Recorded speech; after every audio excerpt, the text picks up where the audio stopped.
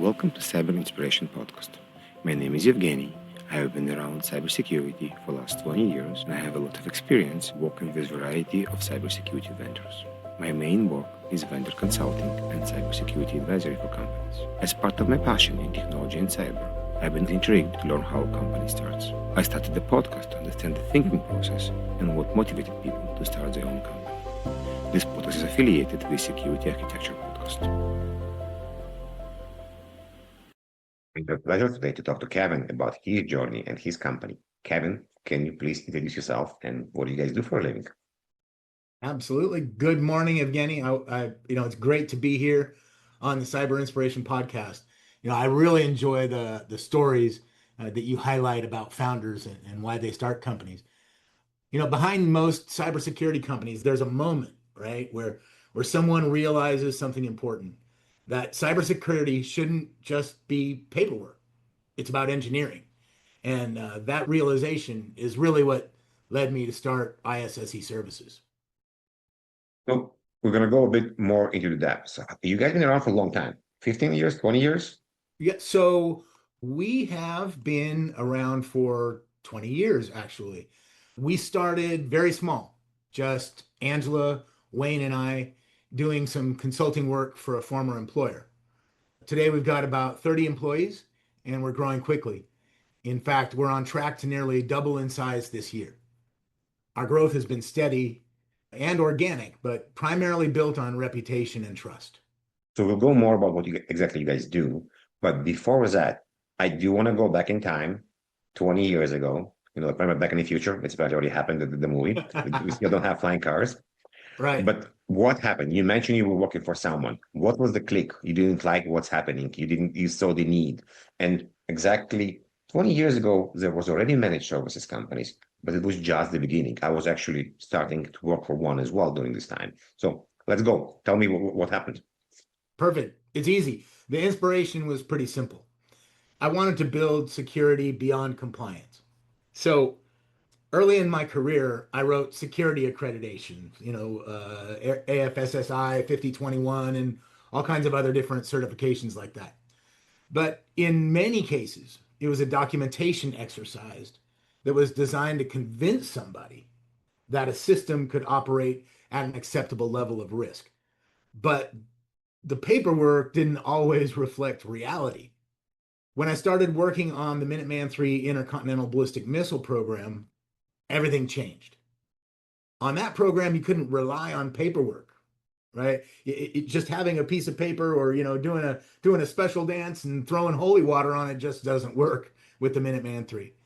So if someone asked why the system was secure, you had to explain exactly what technologies, processes, and people made the system safe. And that's when I realized the difference between that old, axiom of security that is frosted on and security that's baked in, right?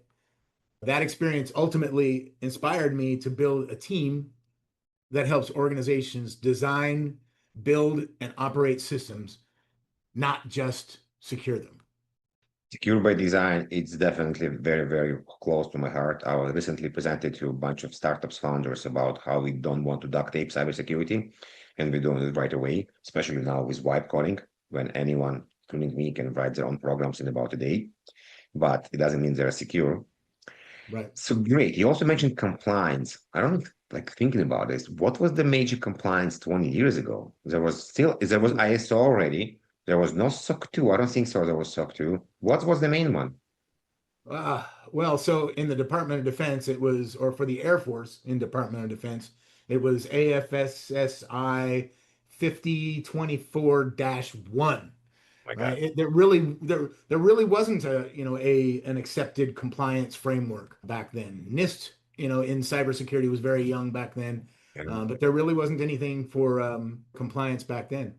Back then we were looking at the Rainbow books. If you've ever seen those, folks who have been in cybersecurity for a long time will remember the Rainbow books. But there really wasn't much more. Great. So you decided to make a choice. You basically want to start your own company. And I understand it was a service company. What is the next step? if during this time you didn't raise money for service companies, did you just found customers? Did you decided you fixing a particular problem? Did you decided to sell on a particular vendor? What was the angle, and how did you actually found customers? So there's a quote from the Roman philosopher Seneca, right? And the quote goes, luck is what happens when preparation meets opportunity. So in late 2006, I was sitting in our condo in Utah during Christmas vacation. Snow outside, it was cold as heck, right? I remember staring out the window thinking that I wanted to start a company. I wanted financial independence. I wanted to control my own destiny. Now, the only problem was I didn't have any customers. So that's No an issue, problem. right? So I decided to take the first step anyway. I filed the paperwork. I wrote a business plan. And about a year later, I told my employer I was moving back to Elk Grove, where I grew up. And so on the last day, my boss asked if I would continue doing the same work, but as a consultant. And that was the moment where preparation met opportunity. It's been almost 20 years, or I think this is our 20th year, right? And we never got any loans. We never sought any investors. We just, operated out of our pocket. But that first opportunity, right, was really what set everything forward. You guys are a bit unique. You're not just doing firewall installations. You guys not just doing endpoint security or like log management. You have a bit of a niche, and there's many, many service companies. So what is the particular niche, and why it's not a niche that easy to get in? And what is the knowledge you need to know to be working in the space? Right. So we do cybersecurity for weapons systems. We make sure bad guys can't break into highly secured systems for the United States. Uh, and so it truly is a very, very small niche, and it is very, very difficult to get into. Why? Well, because it requires clearance, requires experience. For a lot of things that we need to do, we need top secret security clearance. You can't just walk in off the street and do it. And more importantly, you need to understand not just what a tool is doing, but why it's doing. What's its purpose, right? So we need to know a deeper level of security than just throwing in a firewall or throwing in a SIM, right? I'm thinking about this right now because it's very interesting. Let's say you're a firewall or a SIM. Is this particular vendor that you want to work with, do they need to have the clearance as well? Do they need to be federal compliant, or how does it work for you guys? Well, so what they would need to do is to be on the approved list, right? So if they're cloud, they have to be FedRAMP. If they're, other products, they may need to have other certifications. Because the challenge is that we're finding throughout, actually, frankly, throughout the world, right, is that there is a supply chain security problem. You can't just pick up, when you're dealing with weapon systems, you can't just pick up a monitor and use it because that monitor may be listening to you, right? That monitor could send something back. Printers, microphones, right? They could all be sending something back. So that supply chain security is extremely important. Okay, so for people that listening to us right now, and like this is literally the first episode when we talk to someone that it's so high and that deep in the military, of course, without disclosing anything. But let's explain, like at 5 years old, what's FedRAMP mean, and if somebody wants to get to FedRAMP or somebody else to understand this, like just explain what it means and what's involved, because it's a very complicated and expensive process. Right. So to put it at a high level, what it means is your product, your service has to be evaluated by certified evaluators to make certain that the security controls that the Department of Defense requires are actually being implemented. It's a process that those vendors would have to go through. In a lot of instances now, if it's a cloud service and you're not FedRAMP, you're not going to be working with the Department of Defense. Does it mean that for you, when you choose a vendors, there's a very small amount of vendors that you can work with, or you also help vendors to get in there if you see somebody cool and sexy? We can certainly help vendors get in if they're cool and sexy. One of the problems with cool and sexy is often that's the focus. the security isn't the focus, right? And so it's difficult to get them there. But yeah, I mean, we can certainly help them get there. Great. So you guys started the company, you have first few customers. How do you grow? How do you hire people? What type of people you hire? Because, for example, you mentioned some people need correct clearance. Clearance usually associated to a company. Does it mean you may be hiring the ex-military people? Walk me through this part, and then we want to also dive in the mentality of the people that can do the work you do. Okay. So we do have cleared and we have non-cleared people as well, right? So we do have positions where they can come in with basically with a high school degree and no Okay. clearance, right? So that's nice, right? But a lot of what we need most are people we appreciate them having a military background clearance, right? Because then we're able to get them to work faster, right? That clearance process is still slower than we'd like it to be. And there's risk. If you hire someone without a clearance, you may spend the time working on it, getting that clearance, only for them to fail. And so to reduce our risk, that's what we try to do, is to hire cleared personnel as much as possible. Yeah. But in terms of the hiring philosophy, who we hire, right? Our hiring philosophy is we don't hire Mr. Right now. We hire Mr. or Miss Right. Okay. And the people we hire have to demonstrate three core traits. They've got to be honest, they've got to be ethical, and they've got to be driven. Technical skills can be taught, they can be improved, but the traits, if they don't have them, they're not going to be working with us. You just jump into my favorite topic, soft skills. We can spend 5 hours here. Absolutely. Well, so the soft skills, right, is we need people who can work individually and as a team, right? There are times when you're a single contributor and you have your work to do, but there's times that you need to be in discussion with other people, right? And a team outcome has to happen. So we need both of those. We need somebody who can communicate, right? Somebody who's open to having conversations. We need to have people who are making sure that they get the job done. If This you is a don't have, lot of I'm sorry. requirements. This is a lot of requirements from a person. Well, it's a lot of requirements, but what we find is that we want people to be successful, right? And if they don't come in with these skills, they will likely be very disappointed. And that's not something we're interested in. We're very interested in our employees' satisfaction. How do you check this? So, when interview, what do you ask Evgeny? That how do you know I'm credible? How do you know I will actually get the job done? Like, what are the questions you're asking? How do you understand this part? Well, we ask about their background, where they're from, what they've done. We look and see if, have they been doing a lot of job hopping, right?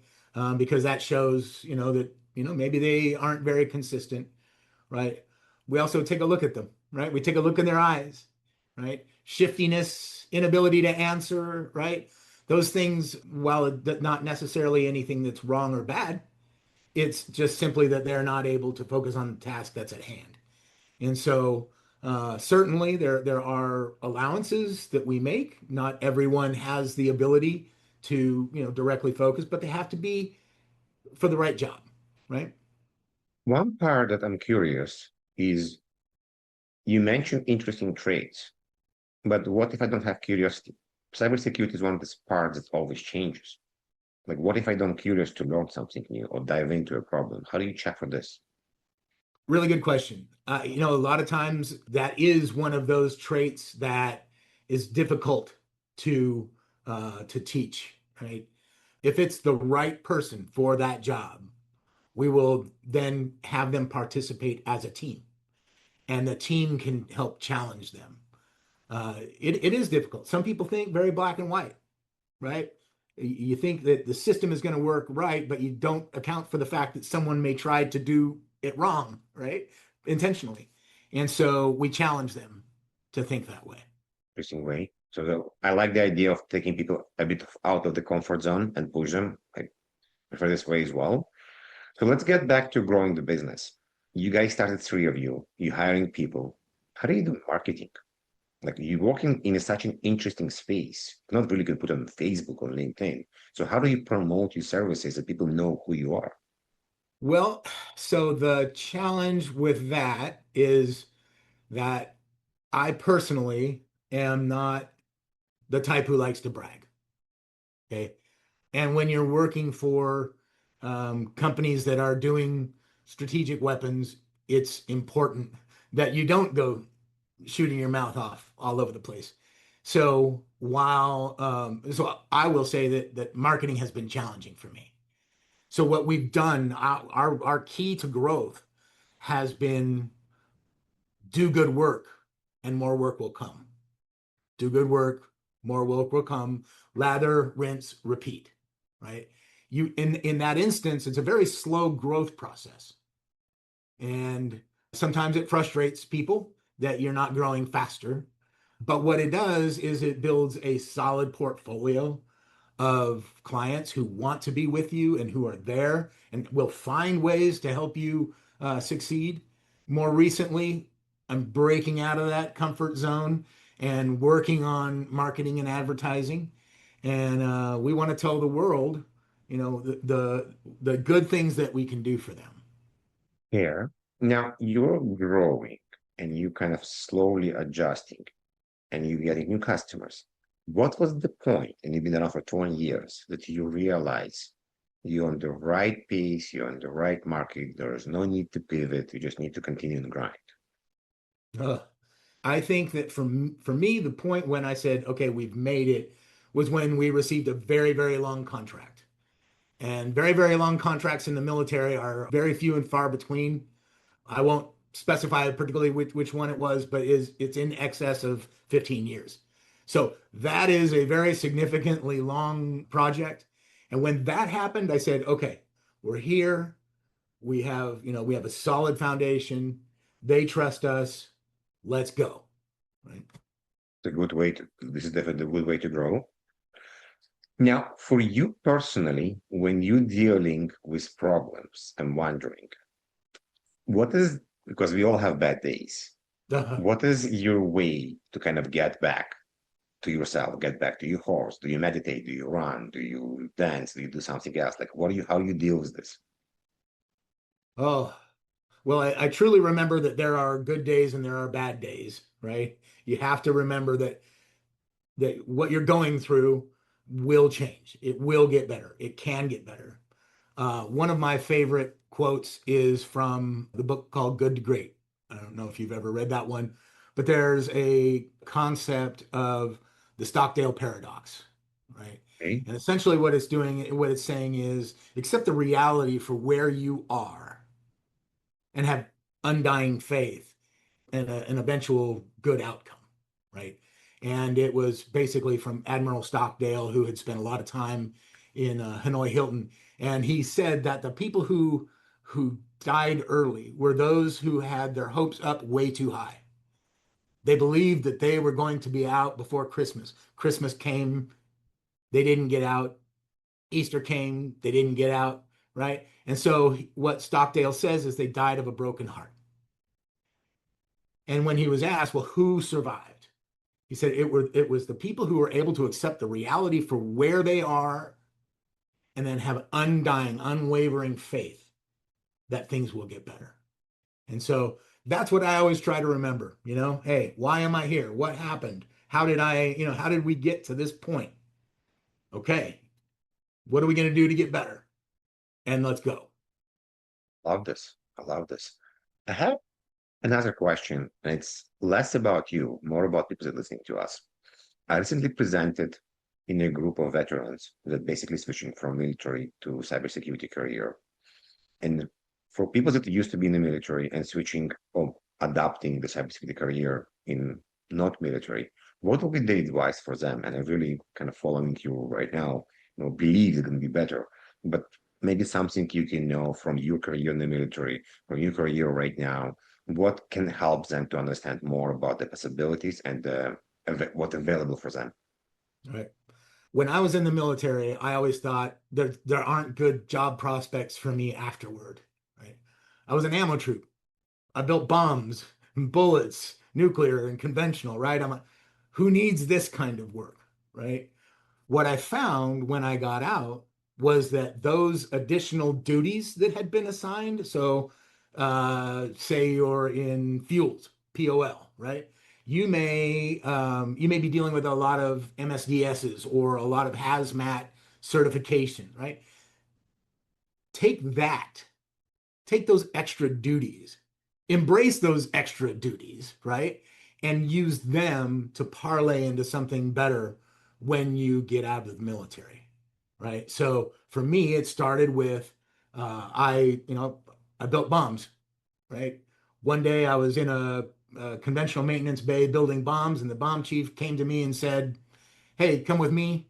You know how to use a computer, right?" I said, "Well, I know how to use a VIC-20, right?" I don't know if you remember VIC-20, right?